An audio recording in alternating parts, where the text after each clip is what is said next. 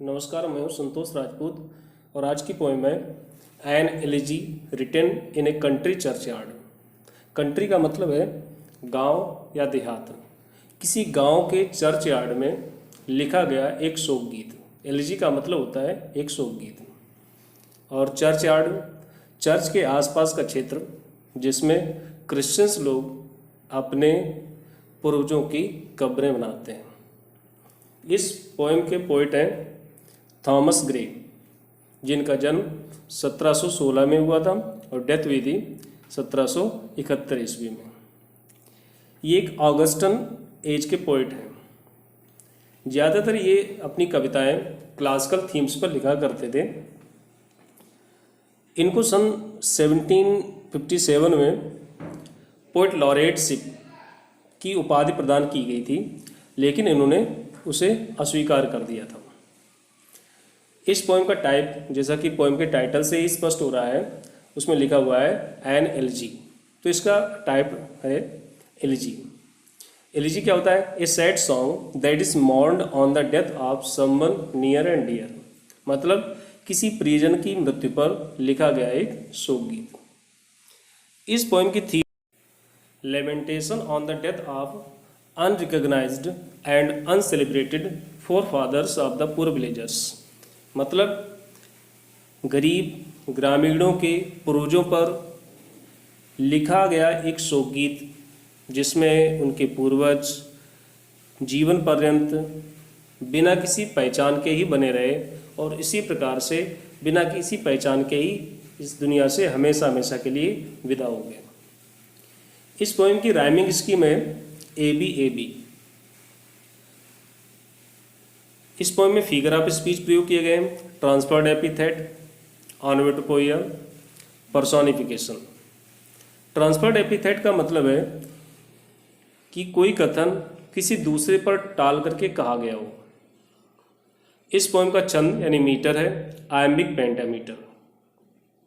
आइए पोएम देखते हैं। The curfew tolls the knell of parting day, the lowing herd wind slowly over the lea. The ploughman homeward plods his weary way and leaves the world to darkness and to me। जैसा कि छंद बताया गया iambic pentameter, जिसमें प्रत्येक पंक्ति में 10-10 syllables हैं। जैसे पहली पंक्ति से समझ लेते हैं। यहाँ पर पहली पंक्ति में पहला शब्द लिखा है द, जो कंप्लीट एक सिलेबल का है। कर्फ्यू में 2 सिलेबल्स हैं, कर और फ्यू। टॉल्स एक सिलेबल का है, द एक सिलेबल का है, नेल एक सिलेबल का, ऑफ एक, पार्टिंग में 2 सिलेबल्स हैं, डे एक सिलेबल का। इस प्रकार से टोटल 10 सिलेबल्स यहाँ पर प्रत्येक पंक्ति में दिए गए हैं और इस प्रकार से यहाँ पर आयम्बिक पेंटामीटर छंद है। आइए इसका मीनिंग देखते हैं। The curfew tolls the knell of parting day. Church में बजने वाली घंटियां दिन के समापन का संकेत देती हैं। यहाँ पर पहली पंक्ति में ध्वनि सूचक अलंकार है, यानी ऑनोमेटोपोइया फिगर ऑफ स्पीच प्रयोग किया गया है। The lowing herd wind slowly over the lea. रंभाते हुए मवेशियों के झुंड घरों की ओर धीरे धीरे चल देते हैं। The Ploughman होमवार्ड plots his weary वे। किसान अपने घर की ओर थके हुए रास्ते से चलता है।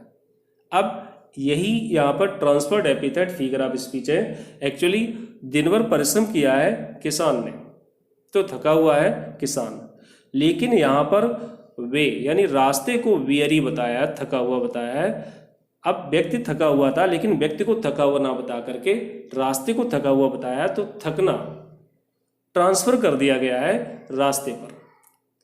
एक्चुअली में इसका मीनिंग होगा थका हुआ किसान अपने रास्ते से भी घर की ओर चल देता है। And leaves the world to darkness and to me.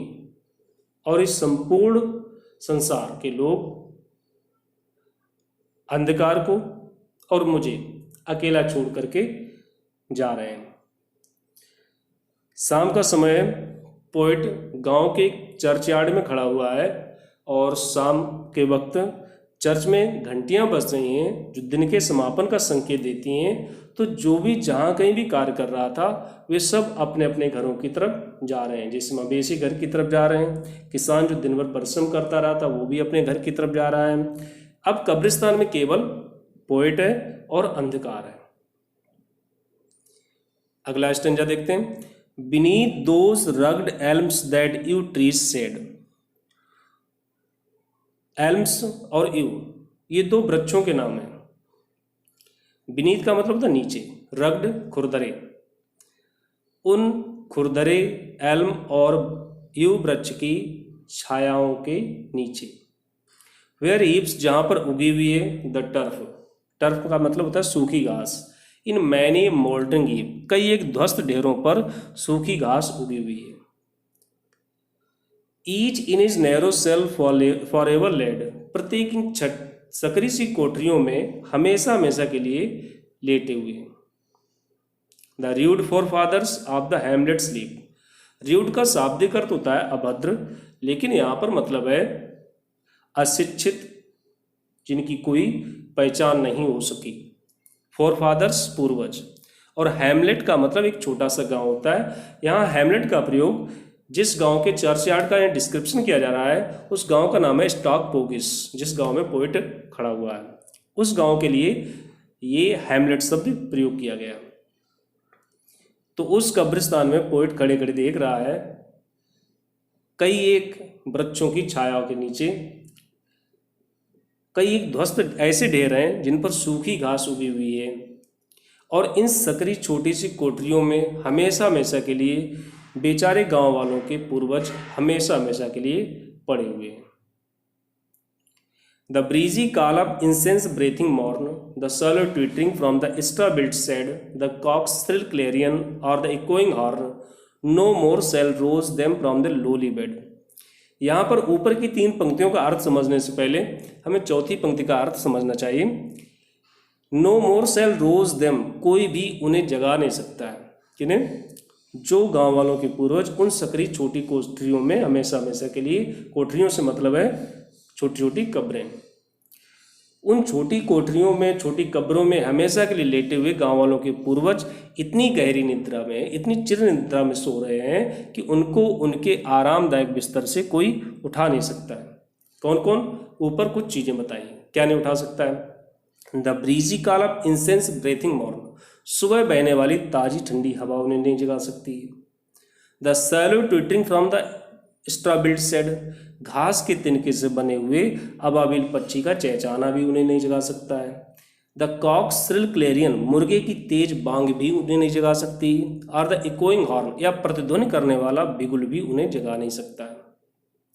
Next सिंजम, let not ambition mock the useful toil.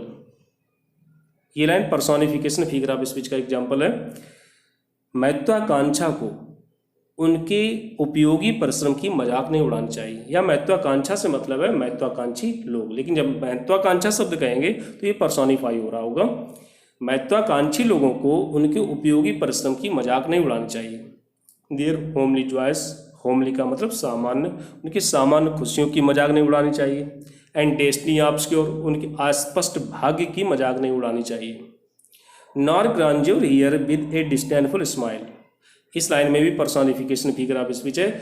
ना ही घृणित मुस्कान के साथ, डिस्डेनफुल का मतलब है घृणित, और स्माइल मुस्कुराहट, घृणित मुस्कुराहट के साथ शान से ना सुने the short and simple annuls of the poor. Annuls का मतलब होता है इतिहास, इतिवृत्तांत। उन गरीब लोगों के छोटे और संक्षिप्त इतिहास को, सामान्य इतिहास को घृणित मुस्कान के साथ ना सुने, क्योंकि गरीब व्यक्ति का इतिहास बहुत ही छोटा होता है। उसका जन्म होता है, उसकी मृत्यु होती है, बीच में वो सिर्फ एक ही काम करता है, सुबह से शाम तक परिश्रम करता है, अपने खेतों में परिश्रम करता है, मजदूरी करता है। लेकिन महान व्यक्ति, बड़े व्यक्ति का इतिहास बहुत बड़ा हो जाता है। तो जो महान संपन्न है, महत्वाकांक्षी लोग हैं, ऐसे लोग किसी गरीब व्यक्ति की मजाक ना उड़ाएं। द बोस्ट ऑफ हेराल्ड्री, सेखी मारने वाले व्यक्ति। द पॉम्प ऑफ पावर, शक्ति का दिखावा करने वाले व्यक्ति। एंड ऑल दैट ब्यूटी, और हर प्रकार का सौंदर्य, all that wealth ever gave, हर प्रकार का धन जो भी उन्हें प्राकृतिक या वंशानुगत तरीके से उन्होंने अर्जित कर रखा है, इन सब चीज़ों का इंतजार किया जा रहा है, अवेट्स, इंतजार हो रहा है, अलाइक द इनविटेबल आवर, वो अनिवार्य समय, अनिवार्य घड़ी इन सब का इंतजार कर रहा है, क्योंकि the paths of glory lead but to the grave, घमंड के रास्ते सिर्फ कब्र की ओर जाते हैं। मतलब व्यक्ति सामान्य हो, उच्च दर्जे का हो, अमीर हो, गरीब हो, बुद्धिमान हो, मूर्ख हो, लेकिन मृत्यु सभी का इंतजार करती है। एक बार फिर से पूरी पोएम का अर्थ देख लेते हैं। चर्च की घंटियां बजती हैं, जिससे ये ज्ञात होता है कि दिन समाप्त हो गया है। पशु रंभाते हुए चरागाह से घर की ओर चलने लगे हैं। थका हुआ किसान भी घर की ओर धीरे धीरे जा रहा है। कब्रिस्तान में अंधकार तथा कवि के अलावा अब कोई नहीं है। निर्धन ग्रामीणों की एल्म और यूं वृक्षों के नीचे, सदाबहार अन्य वृक्षों के नीचे अनेक कब्रें हैं जिन पर सूखी घास उगी हुई है। ये कब्रें मिट्टी का ढेर लगती हैं। इन सकरी कोठरियों में अर्थात कब्रों में गांव वालों के पूर्वज सदा के लिए लेटे हुए हैं। प्रातःकाल की शीतल सुगंधित वायु की आवाज़, भूसे से या तिनके से बने हुए घोंसले से अबाबिल चिड़ियों का चहचहाना, मुर्गे की तेज आवाज़ अथवा शिकारी के बिगुल की ध्वनि इन मृत पूर्वजों को कब्रों से नहीं उठा पाएंगी। महत्वाकांक्षी व्यक्तियों को कब्र में दफन हुए निर्धन व्यक्तियों के उपयोगी श्रम, साधारण वस्तुओं में आनंद तथा अंधकारपूर्ण भाग का उपहास नहीं करना चाहिए। धनी तथा शक्तिशाली व्यक्तियों को इन गरीब व्यक्तियों के छोटे तथा साधारण जीवन इतिहास को घृणा भरी मुस्कान के साथ नहीं सुनना चाहिए। उच्च परिवार में जन्म लेने की सेखी मारने वाले, शक्ति का घमंड करने वाले, सुंदर व्यक्तियों तथा धनी व्यक्तियों सभी की मृत्यु प्रतीक्षा करती है, अर्थात सभी मृत्यु के शिकार होंगे। वैभव के रास्ते कब्र की ओर ही जाते हैं। धन्यवाद।